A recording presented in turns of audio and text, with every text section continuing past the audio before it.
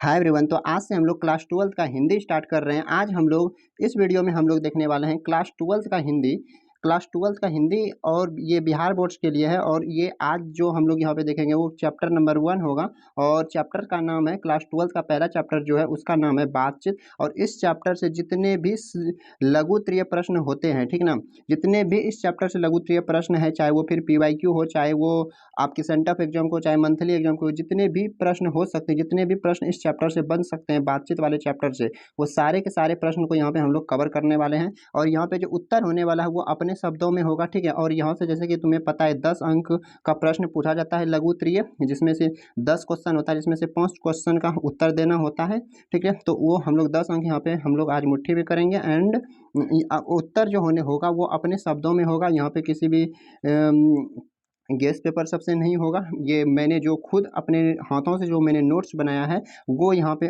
उससे उत्तर होने वाला है, ठीक ना। और इसका उत्तर लिखने में यार हमको बहुत ज़्यादा मेहनत लगा है। अपने शब्दों में मैंने उत्तर लिखा हूँ, एक बार पढ़ोगे ना तो भाई याद हो जाएगा, ठीक है। तो चलो फिर वीडियो को करता हूँ स्टार्ट।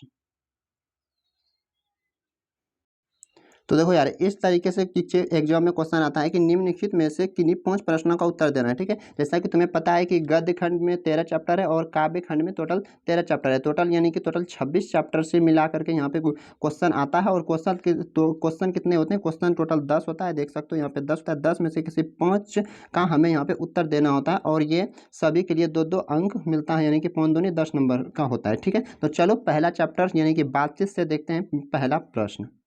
तो पहला क्वेश्चन यहाँ पे ये है कि अगर हम में वाक शक्ति नहीं होती तो क्या होता।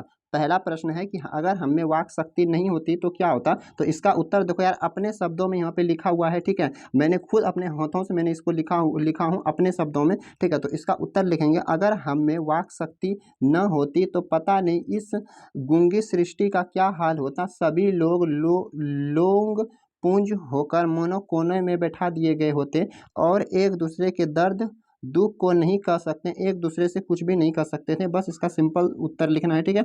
यहाँ पे मैंने कर दिया। इसका तुम स्क्रीनशॉट लेना चाहते हो तो स्क्रीनशॉट ले लो और उसके बाद खुद से भाई नोट्स बनाना और इसको एक बार देखना, ठीक है, याद हो जाएगा। अगर पहला क्वेश्चन ये था अगर हमें वाक शक्ति ना होती तो क्या होता, तो मैंने पढ़ के यहाँ पे देखो मैंने बता दिया, ठीक है, कि अगर हमें वाक शक्ति ना होता तो क्या होता। तो अगर हमें वाक शक्ति ना होता तो पता नहीं इस गूंगी सृष्टि का क्या हाल होता। सभी लोग लूंज पूछ होकर मोने कोनों में बैठा दिए गए होते हैं और एक दूसरे से कुछ भी नहीं कर सकते, उसके दर्द दुख को कुछ भी नहीं कर सकते थे। और तो यही बस सिंपल इसका उत्तर लिखना है, ठीक है। तो चलो आप दूसरे क्वेश्चन की तरफ चलते हैं हम लोग।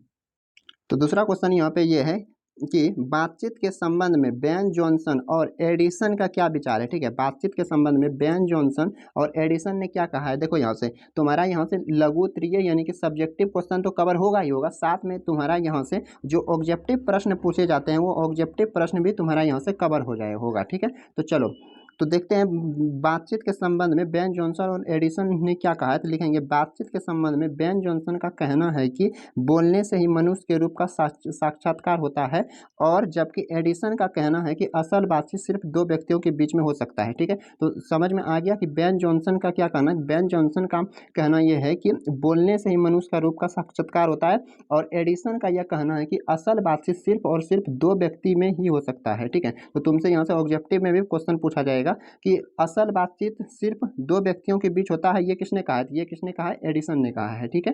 तो इस तरीके से ऑब्जेक्टिव का प्रश्न भी यहाँ से सब्जेक्टिव से बन सकता है, ठीक है। तो दूसरा क्वेश्चन क्लियर हो गया, इसका स्क्रीनशॉट ले लो यहाँ पे, ठीक है, हो गया स्क्रीनशॉट। चलो अब नेक्स्ट क्वेश्चन की तरफ चलते हैं, यानी कि तीसरा क्वेश्चन।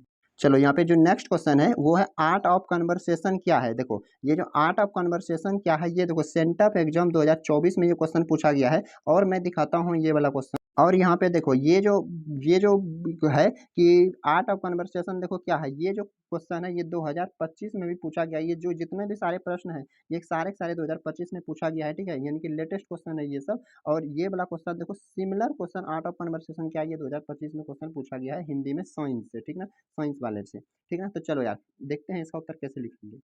तो यहाँ पे इसका उत्तर लिखेंगे आर्ट ऑफ कन्वर्सेशन क्या है। तो आर्ट ऑफ कन्वर्सेशन क्या लिखेंगे, आर्ट ऑफ कन्वर्सेशन यूरोप के लोगों में बात करने की है।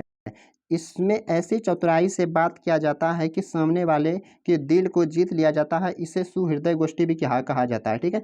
देख सकते हो यहाँ पे अपने शब्दों में लिखा हुआ है। मैं इसको थोड़ा देख सकते हो, इसका स्क्रीनशॉट भी ले सकते हो। ठीक है, बिल्कुल क्लियर दिख रहा है। एक बार मैं और पढ़ के बता देता हूँ। आर्ट ऑफ कन्वर्सेशन क्या है? आर्ट ऑफ कन्वर्सेशन जो है यूरोप के लोगों में बात करने की हुनर है। ठीक है, इसमें ऐसी चतुराई से बात किया जाता है कि सामने वाले के दिल को जीत लिया जाता है। इसे सुहृदय गोष्ठी भी कहा जाता है। ठीक है, तो आर्ट ऑफ कन्वर्सेशन किसको कहते हैं? यूरोप के लोगों में बात करने के जो हुनर है ना भाई, उसको ही आर्ट ऑफ कन्वर्सेशन कहते हैं। ठीक है, समझ में आ गया? ये वाला क्वेश्चन 2025 में भी पूछा गया है भाई, याद रखना। और 2024 का जो सेंटअप एग्जाम जो होता है उसमें भी ये क्वेश्चन पूछा गया है। ठीक है, अगले क्वेश्चन की तरफ अब चलते हैं। अगला यहाँ पे प्रश्न जो है ये क्वेश्चन नंबर 4 कि मनुष्य की बातचीत का उत्तम तरीका क्या है, क्या हो सकता है, इसके द्वारा वह कैसे अपने लिए सर्वया नवीन संसार की रचना कर सकता है। ठीक है, मनुष्य की इस बातचीत का उत्तम तरीका क्या हो सकता है, तो इसका उत्तर ऐसे लिखेंगे हम लोग। देखो, इसको थोड़ा ऊपर कर देते हैं। यहाँ पे लिखेंगे मनुष्य की बातचीत करने का उत्तम तरीका अवाक होकर खुद से बात करना होता है। ठीक है, मनुष्य का जो सबसे उत्तम तरीका होता है ना बात करने का, वो खुद से बात करना होता है। ठीक ना, अब खुद से बात करना होता है। इसमें कोई दूसरा व्यक्ति नहीं होने के कारण किसी से मतभेद भी नहीं होता है। इस प्रकार के बातचीत में मनुष्य जो चाहे कल्पना करके एक नए संसार की क्या कर सकता है, वो रचना कर सकता है। ठीक है, देखो यहाँ पे लिखा है ना एक रचना वो खुद कर सकता है, मतलब एक नए संसार की रचना वो क्या कर सकता है, खुद से कर सकता है। ठीक है, तो ये वाला क्वेश्चन भी क्वेश्चन नंबर ये 4 था ना। हाँ, क्वेश्चन नंबर 4 देखो यहाँ पे क्लियर हो गया। इसका स्क्रीनशॉट ले लो, अच्छे से दिख रहा है ना। चलो अब हम लोग क्वेश्चन नंबर 5 की तरफ चलते हैं। क्वेश्चन नंबर 5 यहाँ पे क्या कहता है कि दो हमजोली सहेलियों की बातचीत की स्थिति में क्या स्थिति में होती है। देखो 2019 में क्वेश्चन पूछा गया। लिखेंगे दो हम सहेलियों की के बातचीत का कुछ अंदाज ही निराला होता है। बातचीत के दौरान मानो रस का समुद्र उमड़ा चला आ रहा होता है। तो इसका उत्तर हम लोग इस तरीके से यहाँ पे हम लोग लिखेंगे। ठीक है, कि दो हमजोली सहेलियों की बातचीत की स्थिति में क्या होता है, तो दो हम सहेलियों की बातचीत में कुछ अंदाज ही निराला होता है। बातचीत के दौरान मनोरस का समुद्र उमड़ा आ रहा होता है। ठीक है, तो यहाँ पे क्लियर दिख रहा है, इसका एक स्क्रीनशॉट ले लो। ठीक है, चलो क्वेश्चन नंबर 6 की तरफ अब हम लोग चलते हैं। तो क्वेश्चन नंबर 6 देखो यहाँ पे क्या कहता है कि जब तक मनुष्य बोलता नहीं है तब तक उसके व्यक्तित्व का कौन सा पक्ष प्रकट नहीं होता। ये क्वेश्चन देखो 2024 में साइंस से पूछा गया है। तो मतलब यार जितने भी क्वेश्चन पूछे गए ना वो सारे के सारे क्वेश्चन यहाँ पे कवर किया जाता है, किया गया है। और जो भी क्वेश्चन बन सकता है 2026 के एग्जाम में, 2027 के एग्जाम में, वो सारे के सारे प्रश्न यहीं से रहने वाला है। ठीक है, तो यार तो मैं क्या करने वाला हूँ कि जितने भी चैप्टर्स हैं, जैसे कि जितने भी गद्य खंड के चैप्टर हुए 13 चैप्टर हैं, जितने भी काव्य खंड के चैप्टर है, सभी से हम लोग क्या करेंगे, जितने भी क्वेश्चन बन सकते हैं सारे के सारे क्वेश्चन को हम लोग यहाँ पे कवर करने वाले हैं। ठीक है, इसको बस तुमको एक बार देखना है, सारा क्वेश्चन याद हो जाएगा। अगर इसका तुम्हें पीडीएफ चाहिए तो नीचे कॉमेंट कर देना, इसका पीडीएफ हम तुमको सेंड कर देंगे। ठीक है, तो चलो अब क्वेश्चन नंबर 6 की तरफ देखते हैं। क्वेश्चन नंबर 6 ये है कि जब तक मनुष्य बोलता नहीं है तब तक उसके व्यक्तित्व का कौन सा पक्ष प्रकट नहीं होता। 2024 साइंस में पूछा गया है। इसका उत्तर लिखेंगे जब तक मनुष्य बोलता नहीं है तब तक उसके व्यक्तित्व का गुण दोष प्रकट नहीं होता। क्या नहीं होता? गुण दोष प्रकट नहीं होता है। ठीक है ना, गुण दोष प्रकट नहीं होता है। बेन जॉनसन का यह कहना है कि बोलने से ही मनुष्य के रूप का साक्षात्कार होता है। ठीक है, लिख दोगे इतना, इसका स्क्रीनशॉट ले लो। ले लिया स्क्रीनशॉट? चलो आप क्वेश्चन नंबर 7 की तरफ चलते हैं।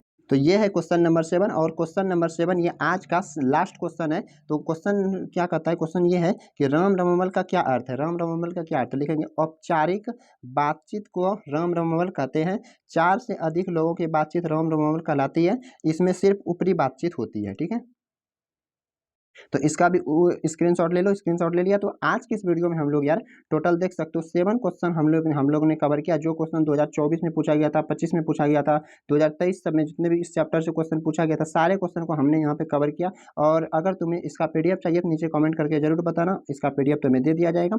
और इसी तरीके से मैं सारे जितने भी चैप्टर और हैं, जैसे कि दूसरा चैप्टर है उसने कहा था, तीसरा चैप्टर है संपूर्ण क्रांति, उन सारे चैप्टर्स के हम लोग यहाँ पे सारे लघु उत्तरीय प्रश्न, फिर हम लोग दीर्घ उत्तरीय प्रश्न को कवर करेंगे। तो भाई इस चैनल पर पहली बार हो तो सब्सक्राइब कर लेना, ताकि जब भी मैं वीडियो अपलोड करूँ दूसरे चैप्टर्स का, तीसरे चैप्टर का, उसका नोटिफिकेशन तुरंत तुम्हें मिल जाए और तुम क्या कर सकते हो, उस वीडियो को देख सकते हो। ठीक है, तो चलो अब मिलते हैं दूसरे चैप्टर में। दूसरा चैप्टर का क्या नाम है? दूसरा चैप्टर का नाम था उसने कहा था। ठीक है, तो उस चैप्टर में हम लोग अब मिलेंगे। तो ठीक है भाई, कैसा लगा वीडियो नीचे कमेंट करके जरूर बताना। ठीक है, मिलते हैं नेक्स्ट वीडियो में अब।